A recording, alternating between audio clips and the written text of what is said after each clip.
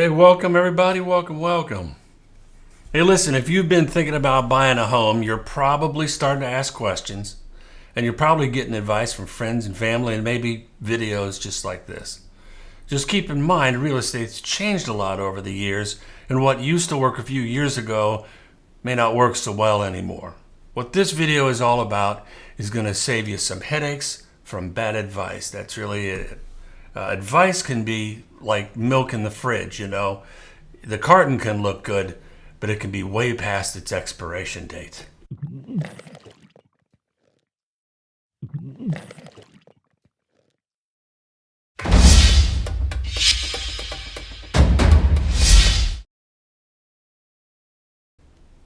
So we're going to start right at the top, and I'm going to jump right into this.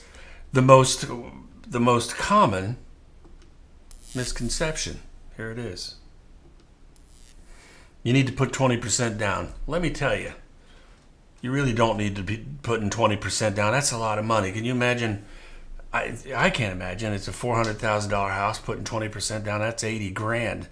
I'd love to be able to do that, but I don't have that ability. The fact of the matter is that 30% of the homes that were bought in the last year or so were paid with cash, all cash. And that's great. And I think that's set some kind of a record. But what that means is 70% of all the other buyers are getting a mortgage of some kind. And what you're going to find out is that, for example, FHA is a 3.5% down. Sorry, just getting my brain going here. An FHA loan, you only have to pay 3.5% down. So if it's a $300,000 property, what is that? $10,500, something like that. But you can get conventional loans of 3%, 5%, 10%, 20%. When you hit that 20% level, then you get to take off what's called private mortgage insurance. And that's a fairly substantial little chunk of change there. So what I'm trying to say here is the 20% has been around forever, and maybe it got started when houses were cheaper. I don't know about that. But the payoff is, don't let the idea of a large payment, down payment, hold you back. You don't need 20%. 3.5% or 3% is just fine. And the second one is you don't need a home inspection. I got to tell you, this last couple of years that's been happening a lot.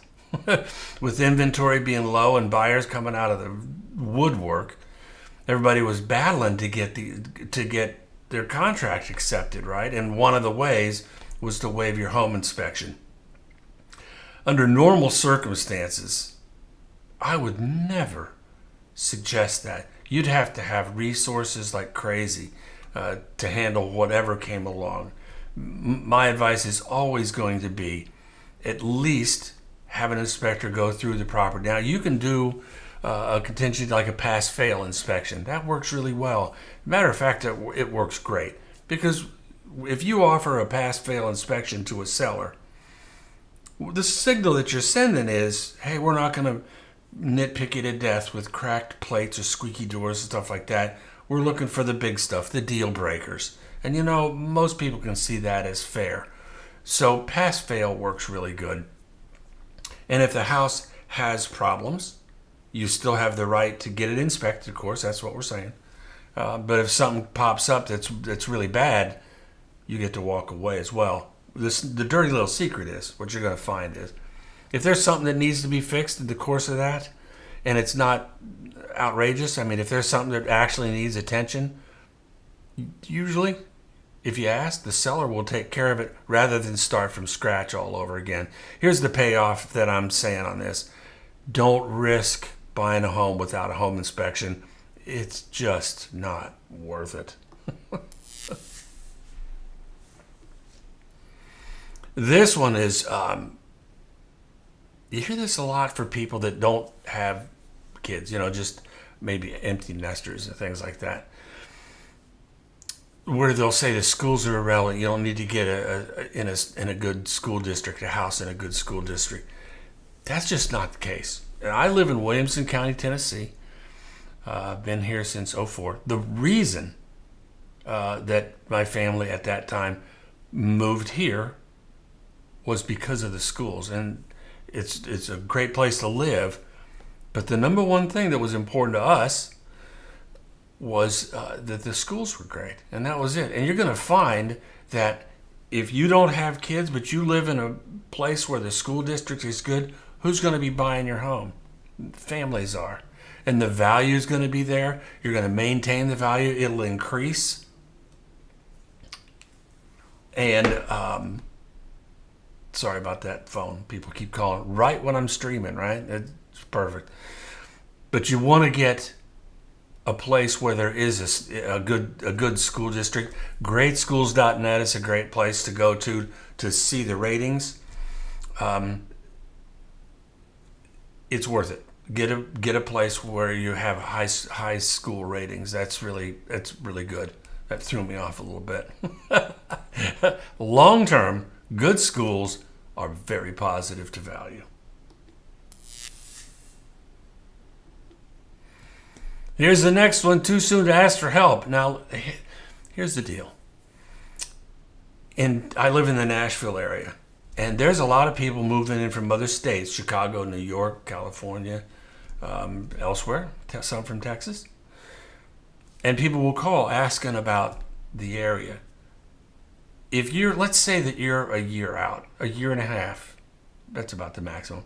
But if you're a year out, is it too soon to call somebody that can help you on the other end? Meaning, if somebody calls me from California, absolutely not. As a matter of fact, that's the most common time frame, because they're going to say, here's what they're going to do. They're going to call up and say, hey, Andy, I want to be moving the next year or so. Can you tell me a little bit about Nashville? That is so smart. And what you're going to find out, just call. A year is not too early. A year and a half might be a little bit, because it just might be. But a year is a great time, because what's going to happen as you get closer and closer to your move date, you'll have learned so much about the area. Hopefully you will have come out and given a visit. A lot of people from California, they'll come out and stay for a couple of days, and we'll tour the place, look around. But you'll learn so much about the area that when it comes time to buy, that you're selling your place and you're getting ready to make your move, getting your loan all together, frankly, you'll know as much about the area as I do, because you've been studying it. Not like every day, but every week you'll pay attention to it. It'll be on your radar. It is the great sense of relief that I've seen people come in and they say, we're ready and we know where to go. We know what we're looking for, because they've scrutinized, they've looked around. Remember that a real estate agent has like two things that we do. One is to find the house for a person, or to determine if the house that they want doesn't exist, because that will happen. I live in Brentwood, and people will say, I'd like to get a $200,000 house on 2-acre lot. That simply won't happen. But when you go through this process going early, you'll learn what's out there, and the chances of you finding your dream home are really, really high.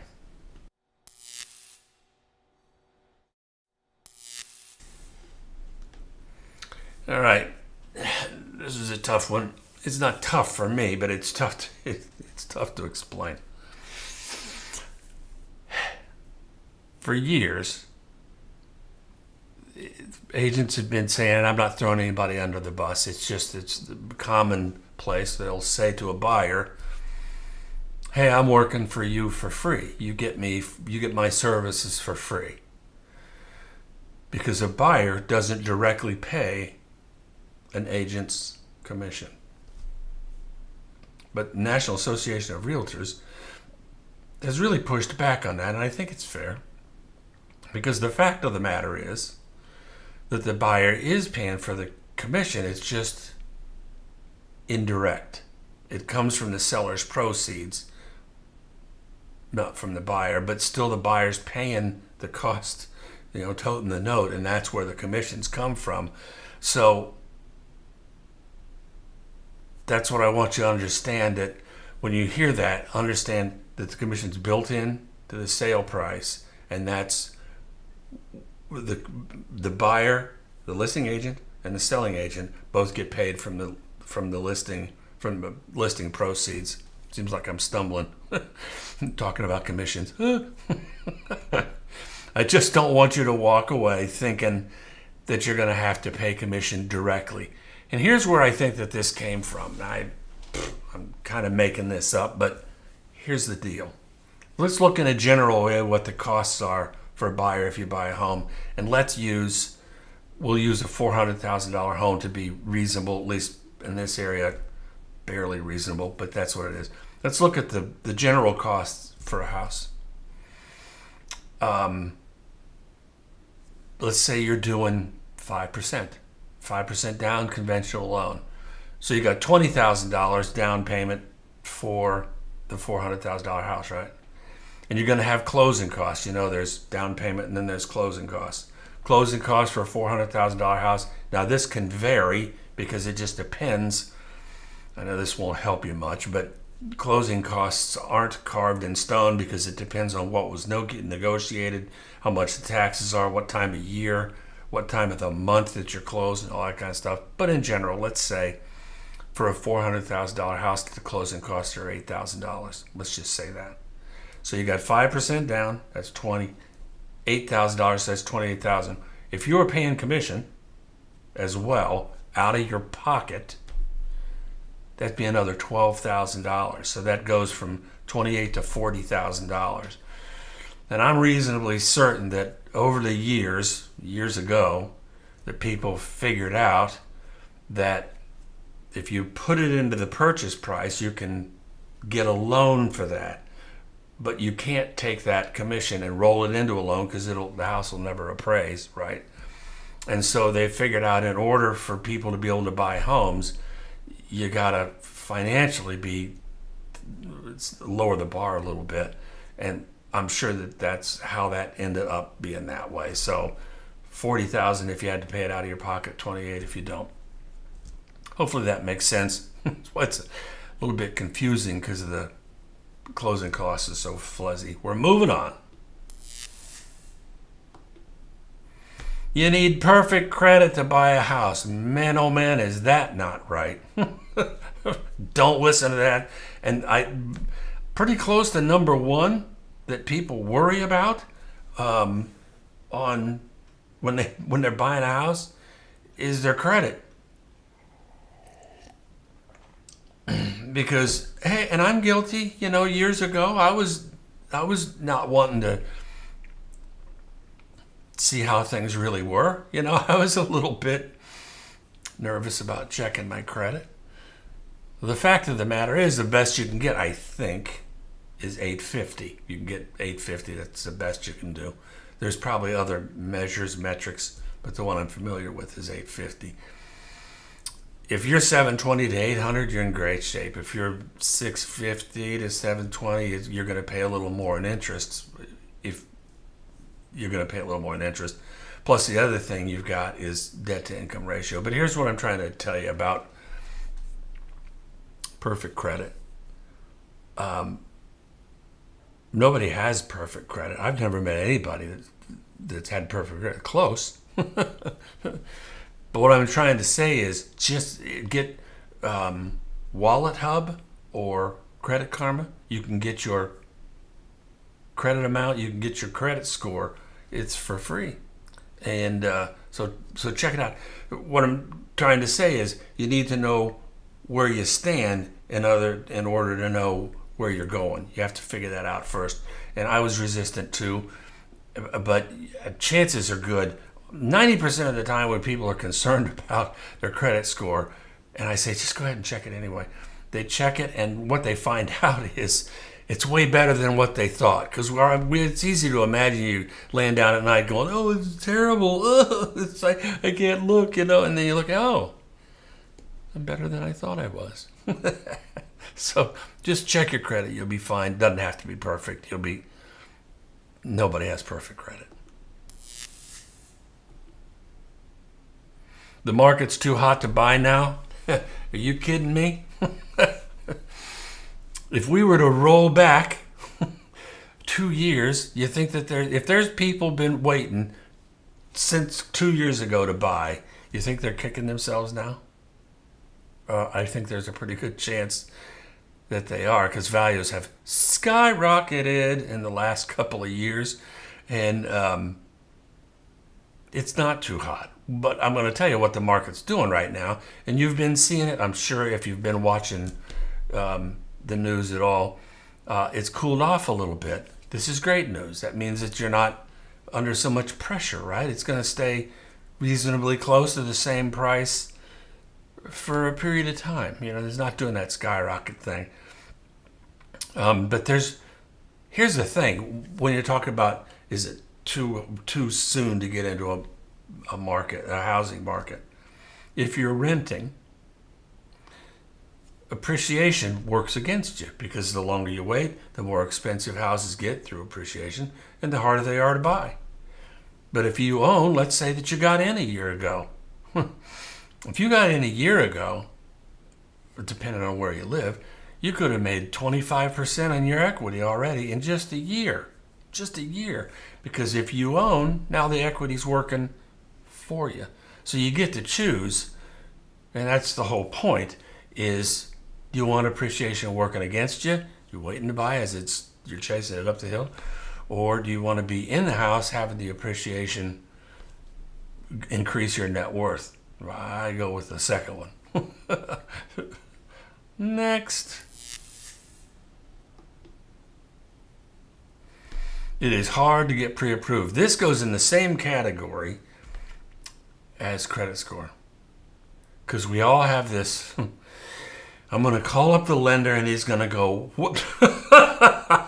I'm not giving you any money. Click. I mean, that's what you think. That's what I thought. And, I've been in the business for a while, and I've just seen people are so hard on themselves. I missed a payment back in 2003, and they're going to know, and what are they going to, it's just, you have all these bad feelings. It is not hard to get pre-approved. If anything, it's a little too easy. Now, I'm going to qualify that. The rules have changed since 2010.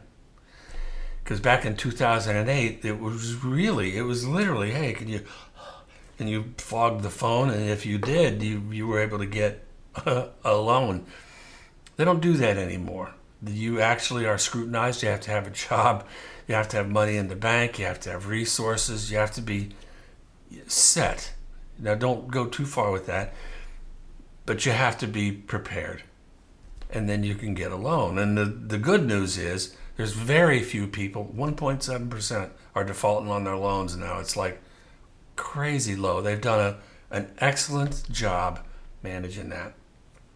Getting pre-approved these days, you don't even have to meet you don't even have to meet the lender. You just call them, and then they'll have you fill out an application online, and they'll tell you, and then what they'll do is they'll call you back and they'll need more information.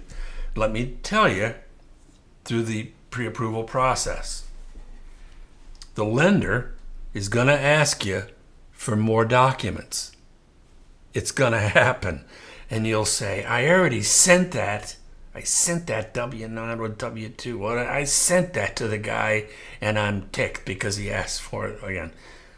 Well, keep this in mind. You're filling out paperwork, and ultimately they're going to give you hundreds of thousands of dollars. So, go ahead and fill out the paperwork. It'll be, you'll be glad. And if they come to the closing, you'll be kind of lucky. I mean, these days you get loans and you never ever see the guy. You just hear him on the phone. So getting pre-approved is easy. It's a phone call, no office visits. You might if you want to, but it's easier than you think.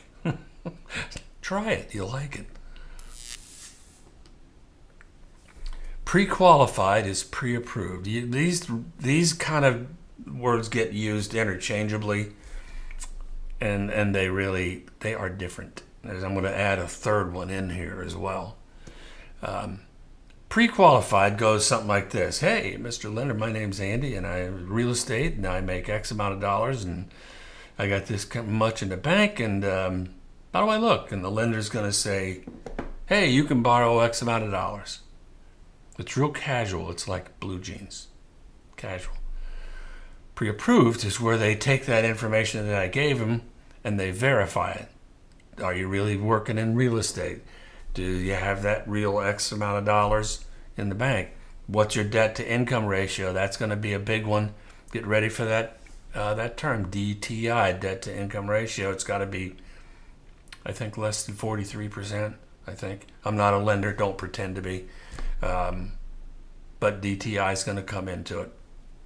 Pre-qualified, blue jeans. Pre-approved, business casual. It means that they verified that what you've said is probably true. There's a third one. It's called pre-certified, and that's where they actually underwrite you without the address. You won't have the address yet, the property.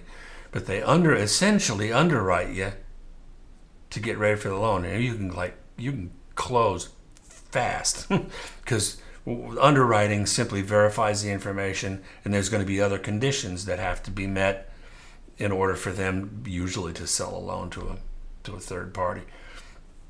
But that's what it is. Pre-qualified, pre-approved, pre-certified. Blue jeans, business casual, tuxedo.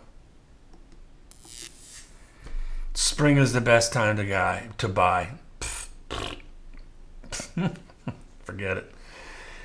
Spring is a good time to buy because there's a lot of people coming on the market. It's true. But if you find a home, here's the deal.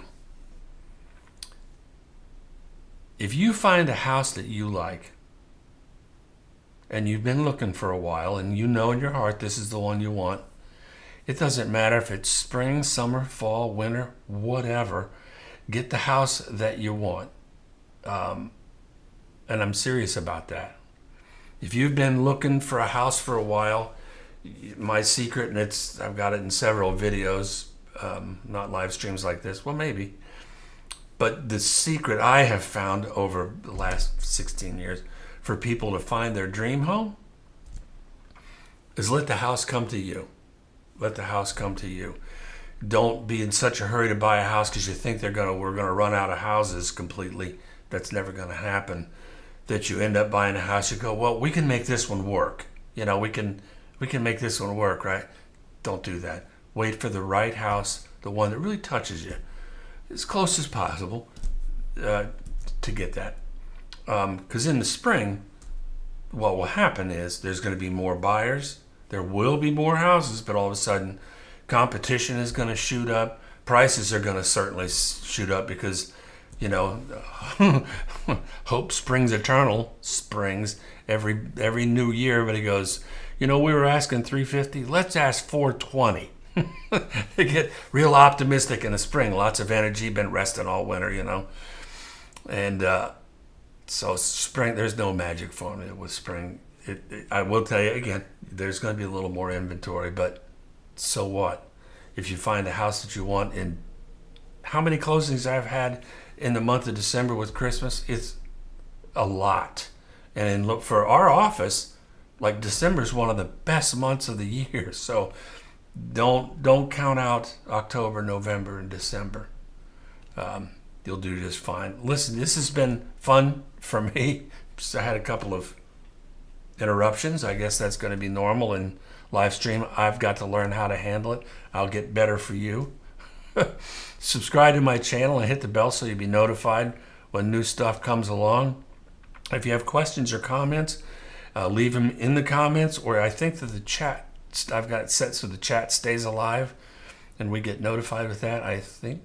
But anyway, I've had fun with this, and I hope to see you next time. I'm going to start doing these more frequently. So have a great day. My name's Andy Elliott, DeSelms Real Estate. See ya.